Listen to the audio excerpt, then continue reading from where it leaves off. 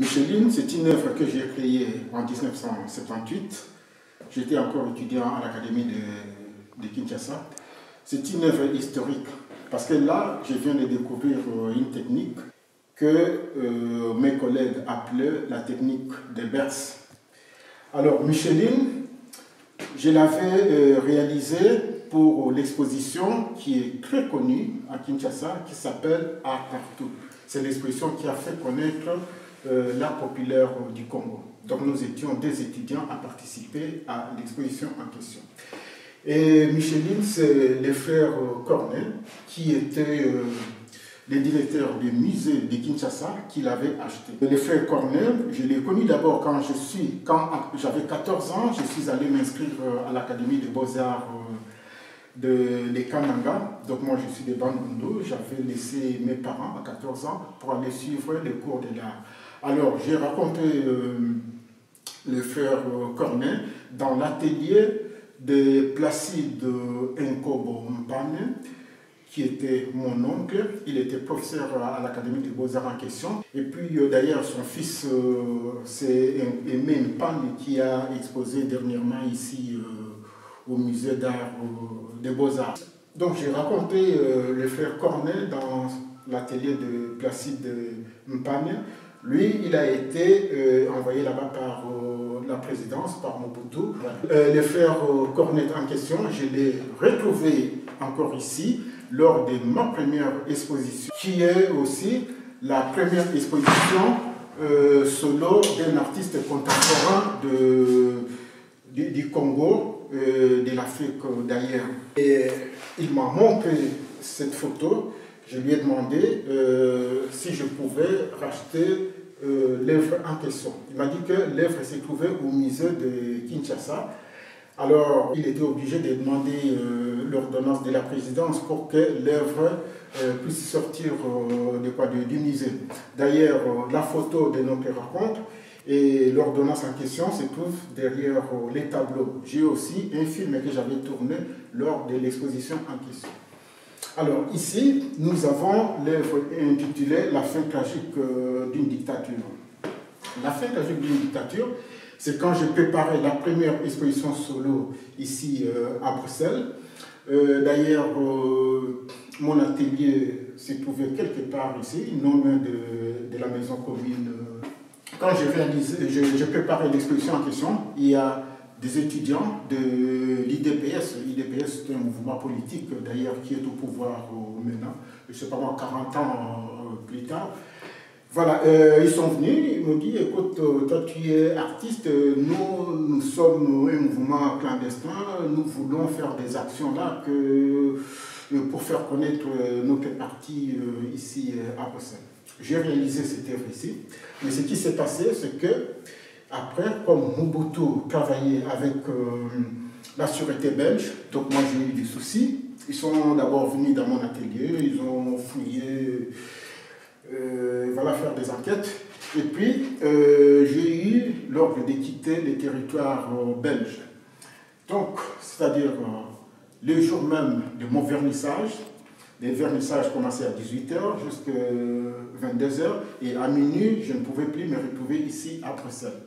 Et heureusement qu'il y avait la presse, il y a eu les soirs qui envoyaient Marc Medepenningen. Marc Medepenningen, lui, il s'occupait d'abord de tout ce qui était justice, mais bon, il a accepté de faire un article sur moi. Et il a fait un article, donc les titres étaient « Avis de recherche et découverte d'un citateur de l'âme africaine ». Voilà.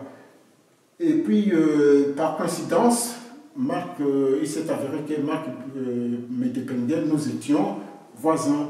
Donc lui, il habitait un peu plus haut là-bas. Et nous sommes restés amis jusque dernièrement, lors de la première confinement, première vague de Covid.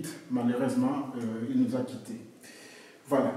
Donc, et après l'exposition en question, donc l'argent d'ailleurs que l'Expo avait rapporté, j'ai loué le premier bureau clandestin de l'IDPS en question, à la place Isère. C'est pour ça que j'ai gardé les vins en question comme souvenir.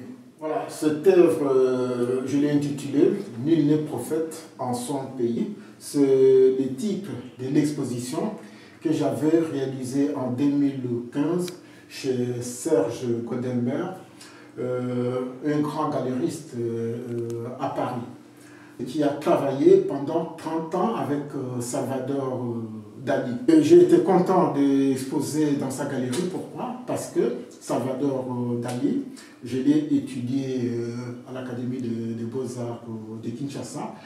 Et puis j'ai été vraiment ravi de raconter la personne qui a exposé Salvador Dali. Donc j'avais d'abord les souvenirs passés quand j'avais rencontré Jean-Michel Basquiat et Andy Warhol, que j'avais étudié aussi dans l'histoire de l'art. Cette œuvre, c'est une œuvre mixte. Donc ici, on retrouve la technique des berces et on retrouve les personnages des berces. Voilà. D'abord, comment j'arrive à réaliser ces personnages? Donc, ce personnage, c'est un personnage virtuel. Quand la technologie d'aujourd'hui, des imprimantes, la 3D est arrivée, moi j'étais déjà sur le marché de l'art. Alors, pour arriver à réaliser ce travail ici, parce que ce personnage ici, ça provient de la 3D, donc pour réaliser ça, j'ai acheté des bouquins pour arriver à comprendre le processus de numérique. Mais ce personnage comme tel, c'est un personnage du futur. C'est un personnage qui, d'après son expérience, d'après son histoire, a compris que tout a un début et une fin. Donc le personnage sait que la Terre un jour va arriver à sa destruction après son apogée, donc la Terre va se détruire. Voilà. Mais pour sauvegarder l'espèce humaine, ce personnage, qu'est-ce qu'il fait? Il mène déjà des études pour faire des voyages interstellaires, pour aller habiter sur d'autres planètes. Mais il ne peut pas aller avec son corps, son apparence humaine comme ça. Et qu'est-ce qu'il a fait? Il a changé ses codes génétiques. Et puis, il mène des études sur le sommeil et sur l'hibernation, pour tout ça, pour trouver une solution pour pouvoir aller habiter ailleurs, pour s'optimiser, disons, à la vie ailleurs.